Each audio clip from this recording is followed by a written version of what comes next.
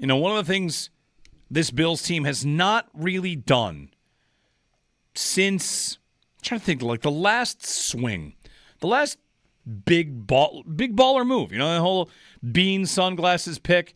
Like, what's the last gamble? It's probably the Diggs trade. It's probably trading away Stephon Diggs for a second-round pick from the Texans and going into this offensive identity of the everybody eats thing. But past that, drafting Kincaid, is that a big baller move? Maybe. You might think so. Trading down with the Chiefs, you might think that's take some guts, right? I didn't like that move, but whatever, take some guts. And the last two seasons for me, the last two off seasons have kind of been, just like knocking down pegs. Like, all right, do this, draft, get a bunch of players in, sign in free agency. No real big signings that I can think of. It's locking up your own before the bill comes due. Bernard and Shakir and Rousseau, like, all right, getting ahead of the game. Smart, prudent signings. And there's a lot of value in those. So, no criticism there.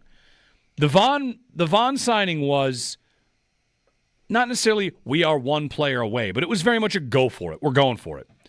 We're pushing all in. We're going to convince him, come here, win the Super Bowl. That's off of 13 seconds, right? That's off of, like, let's go get this thing done.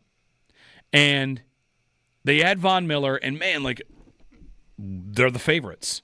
This guy's a Hall of Famer. He's still at the top of his game. He had a big part in the Rams winning the Super Bowl. And the Bills in that moment take a guy off of the Super Bowl champs, and they wanted him back, and brought him here. Big money, big gamble. And as it's over now, we kind of look at it and say, like, well, didn't work out.